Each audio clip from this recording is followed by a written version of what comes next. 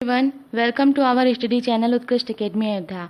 आज है 6 अगस्त। तो आज के इस वीडियो में हम 6 अगस्त से बनने वाले सभी इंपॉर्टेंट क्वेश्चंस को कवर करेंगे। वीडियो को एंड तक जरूर देखिएगा। चलिए स्टार्ट करते हैं। फर्स्ट क्वेश्चन है कि गुयाना के नए प्रधानमंत्री के रूप में किसने शपथ ली है। ऑप्शंस है मार्क फिलिप्स, माइकल मार्टिन, हिचेम मचीची या कुबुट बोरोनो। तो इसका सही आंसर होगा ऑप्शन नंबर 1 यानी कि मार्क फिलिप्स। हाल ही में गुयाना रक्षा बल के पूर्व चीफ ऑफ स्टाफ व सेवानिवृत्त ब्रिगेडियर मार्क एंथनी फिलिप्स ने गुयाना के नए प्रधानमंत्री के रूप में शपथ ली है। 2013 से 2016 तक उन्होंने गुयाना रक्षा बल चीफ ऑफ स्टाफ के रूप में कार्य किया था। पूर्व राष्ट्रपति भरत जगदेव ने उपराष्ट्रपति के रूप में शपथ ली है। तो ये आप याद रखेंगे। और अभी कल मैंने आपको बताया था कि गुयाना के नए राष्ट्रपति बन गए हैं मोहम्मद इरफान अली। कौन? मोहम्मद इरफान अली।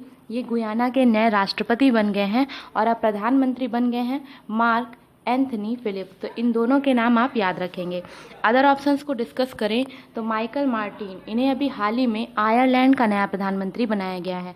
वहीं हिचेम मचीची को बनाया गया है ट्यूनीशिया का नया प्रधानमंत्री।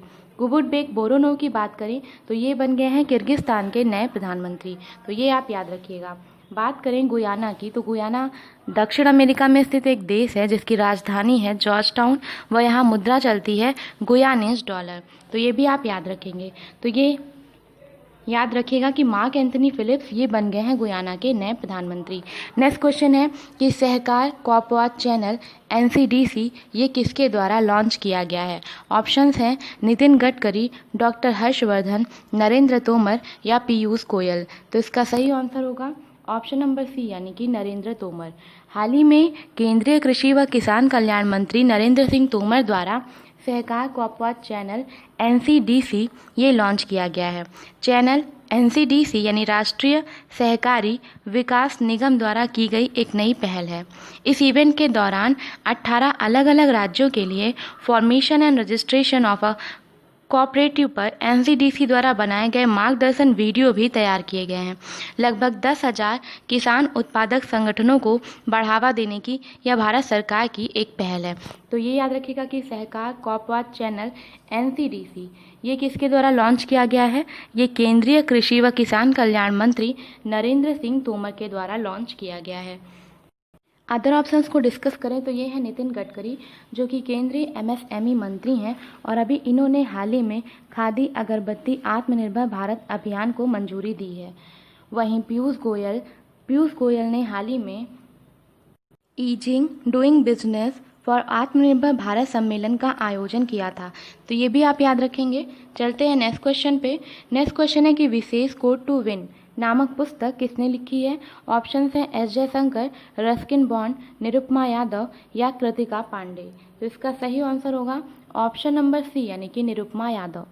निरुपमा यादव ने हाल ही में विशेष कोड टू विन नामक एक पुस्तक लिखी है। विशेष कोड टू विन शीर्षक वाली पुस्तक को स्पोर्ट्स वुमेन लेखिका निरुपमा यादव ने लिखा है व इसका प्रकाशन हाउस ब्लू रोज द्वारा किया गया है। तो इसका प्रकाशन कर रहा है हाउस ब्लू रोज पब्लिकेशन।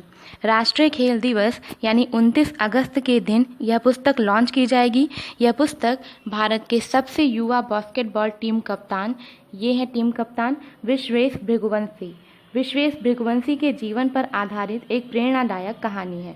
बात करें विश्वेश भृगुवंशी की तो ये बास्केटबॉल के सबसे युवा कप्तान हैं और इनका जन्म हुआ था वाराणसी उत्तर प्रदेश में। ये 2007 से भारत के लिए खेल रहे हैं और 2010 में भारतीय टीम के कप्तान बने थे।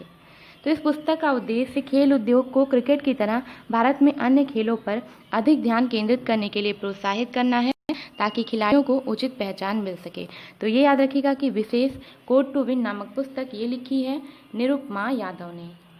अदर ऑप्शंस को डिस्कस करें तो ये है मौजूदा विदेश मंत्री S जयशंकर की हाल ही में एक किताब आई थी जिसका नाम था the India way strategies for an uncertain world.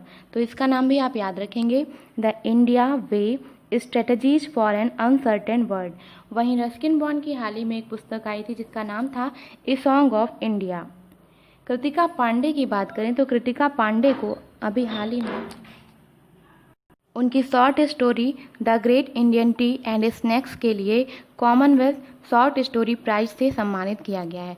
तो ये याद रखिएगा कि कृतिका पांडे को उनकी short story the great Indian T and snacks के लिए राष्ट्रमंडल लघु कथा पुरस्कार से भी सम्मानित किया गया है। चलते हैं नेक्स्ट क्वेश्चन पे। नेक्स्ट क्वेश्चन है कि नोबेल पुरस्कार विजेता जॉन ह्यूम का निधन हुआ, वह किस देश से संबंधित थे? ऑप्शंस हैं रूस, आयरलैंड, स्पेन या ऑस्ट्रेलिया। तो ये उत्तरी आयरलैंड के प्रमुख राजनेता थे। वह पूर्व नोबेल शांति पुरस्कार विजेता रह चुके हैं। इनका नाम है जॉन ह्यूम, जिनका हाल ही में निधन हो गया है। उत्तरी आयरलैंड में संघर्ष को समाप्त करने में उनकी भूमिका के लिए डेविड ट्रिम्बल के साथ सन 1998 में उन्हें नोबेल शांति पुरस्कार से सम्मानित किया गया था।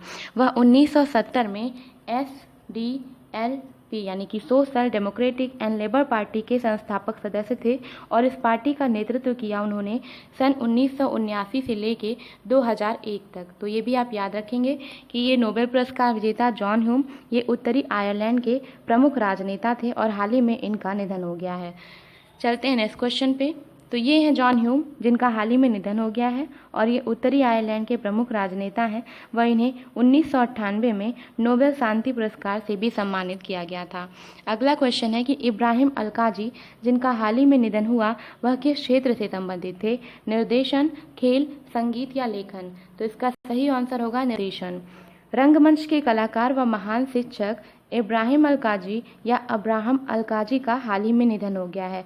वह राष्ट्रीय नाट्य विश्वविद्यालय के सबसे लंबे समय तक सेवा करने वाले निर्देशक थे।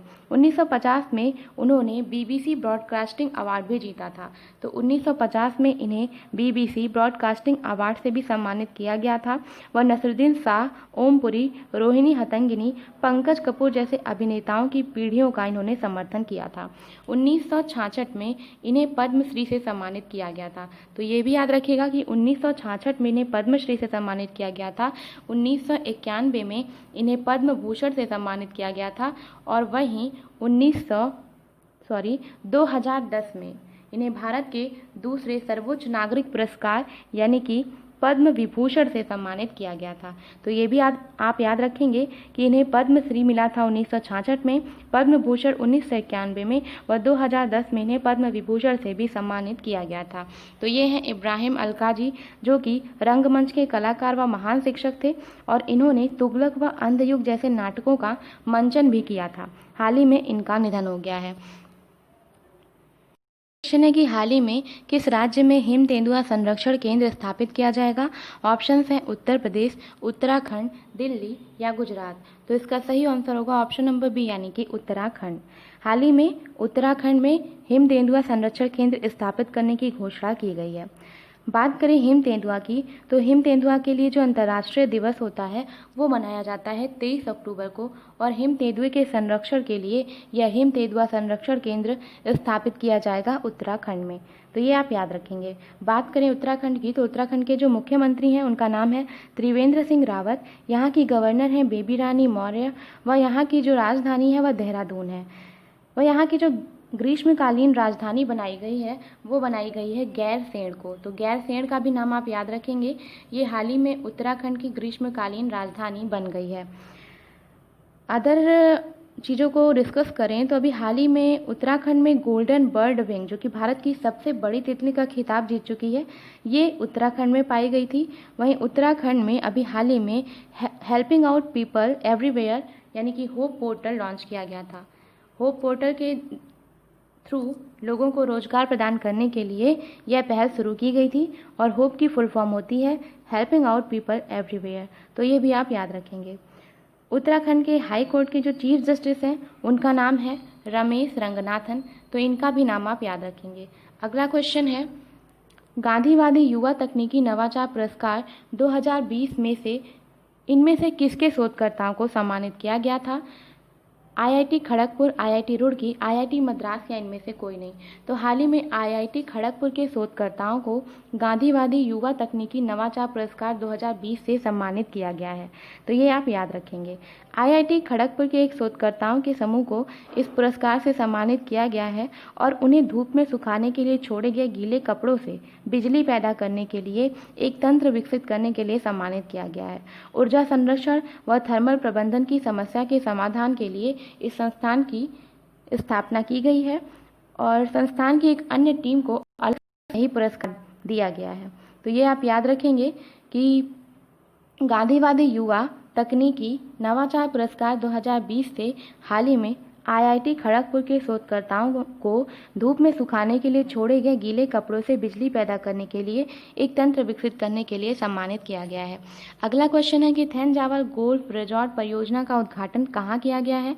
असम, हरियाणा, मिजोरम या महाराष्ट्र? तो इसका सही आंसर होगा ऑप्शन नंबर सी यानी कि मिजोरम। अभी हाल ही में थेंजावल गोल्फ रिजॉर्ट परियोजना का उद्घाटन केंद्रीय संस्कृति व पर्यटन राज्य मंत्री श्री प्रहलाद सिंह पटेल ने किया है। यह परियोजना भारत के पर्यटन मंत्रालय की स्वदेश दर्शन योजना के तहत कार्यान्वित की गई है। थेंजावल गोल्फ कोर्स भारतीय लोगों को उचित मूल्य पर गुणवत्तापूर्ण गोल्फ अनुभव व अंतर्राष्ट्रीय सुविधाएं प्रदान करेगा। कनाडा स्थित golf course architectural form Graham cook और एसोसिएट्स ने 105 करोड़ के कुल साइट क्षेत्र व 75 एकड़ के प्ले एरिया के साथ मिजोरम के थेंजोल में गोल्फ कोर्स को डिजाइन किया है। बात करें मिजोरम की तो यहाँ के जो चीफ मिनिस्टर हैं उनका नाम है जोरामथंगा व यहाँ के जो गवर्नर हैं उनका नाम है PS श्रीधरन पिल्लई। तो ये भी आप याद रखेंगे। अदर ऑप्शंस को डिस्कस करें तो हरियाणा खेलो इंडिया यूथ गेम्स के चौथे संस्करण की मेजबानी करने वाला है। वहीं खेलो इंडिया यूथ गेम्स के तीसरे संस्करण की मेजबानी की थी असम में। तो असम के गुवाहाटी में खेलो इंडिया यूथ गेम्स के तीसरे संस्करण का आयोजन किया गया था। वहीं हरियाणा में इसके चौथे संस्करण का आयोजन किया जाएगा और महाराष्ट्र खेलो इंडिया यूथ गेम्स के तीसरे संस्करण में 256 पदकों के साथ टॉप पर रहा था, जिसमें कुल 78 स्वर्ण भी शामिल थे। तो ये भी आप याद रखेंगे। नेक्स्ट क्वेश्चन है कि ऑटोमेटिक वॉयस असिस्ट यानी कि एक्सा ये किसने लॉन्च किया है? तो इसका सही आंसर होगा ऑप्शन नंबर बी यानी कि एक्सिस बैंक। हाल ही में एक्सिस बैंक ने लॉन्च किया है एक्सा। एक्सा की जो फुल फॉर्म है वह है artificial intelligence powers conversational voice BOT। Axis bank जो एक निजी क्षेत्र का बैंक है, इसने एक वॉइस असिस्टेंट एक्सा लॉन्च किया है। एक्सा एक artificial intelligence powers conversational voice BOT है। यह एक ह्यूमनॉइड की तरह कार्य करेगा व इसमें पारंपरिक इंटरैक्टिव वॉइस रिस्पॉन्स सिस्टम से ग्राहकों के अनुभव के प्रतिमान को बदलने की समझ भी विकसित हो सकती है। एक्सिस बैंक की बात करें तो यहाँ के जो MD व CEO हैं वह है अमिताभ चौधरी। तो ये आप याद रखेंगे कि ऑटोमेटिक वॉइस असिस्टेंट एक्सा ये लॉन्च किया है एक्सिस बैंक ने। बात करें HDFC बैंक की, हाल ही में शशिधर जगदीशन को इसने अपना अगला MD व CEO नियुक्त किया है। तो इसका भी आप नाम याद रखेंगे। अगला क्वेश्चन है और लास्ट क्वेश्चन है कि हाल ही में धौला कुआं में IIM की आधारशिला किसने रखी है? R पोखरियाल, डॉक्टर हर्षवर्धन, पीयूष गोयल या नरेंद्र तोमर? तो इसका सही आंसर क्या होगा? ऑप्शन नंबर 1 यानी कि रमेश पोखरियाल निशंक। हाल ही में हिमाचल प्रदेश में केंद्रीय शिक्षा मंत्री एजुकेशन मिनिस्टर रमेश पोखरियाल निशंक ने सिरमौर जिले के धौला कुआं में भारतीय प्रबंधन संस्थान यानी IIM की आधारशिला रखी है। इस संस्थान का पहला चरण 392.51 करोड़ रुपए की राशि खर्च करके पूरा किया जाएगा। 2014 में केंद्र सरकार ने IIM सिरमौर सहित 7 नए IIM स्थापित करने का निर्णय लिया था। तो ये आप याद रखेंगे कि हिमाचल प्रदेश में केंद्रीय शिक्षा मंत्री रमेश पोखरियाल निशंक ने सिरमौर जिले के धौला कुआं में रखी है भारतीय प्रबंधन संस्थान की आधारशिला। आज का हमारा क्वेश्चन ऑफ द डे ये है कि the spirit of cricket India ये पुस्तक किसकी है? ऑप्शन है मैरी ट्रम, श्री जयदी, स्ट्री वॉ या ब्रेटली। इसका सही आंसर आपको आंसर बॉक्स में कमेंट करके बताना होगा। कल का हमारा क्वेश्चन था कि मोनिका कपिल मोहता को किस देश में भारत का अगला राजदूत नियुक्त किया गया है? ऑप्शन थे स्विट्जरलैंड, फिनलैंड, UK या बांग्लादेश। तो इसका सही आंसर होगा ऑप्शन नंबर A यानी कि स्विट्जरलैंड।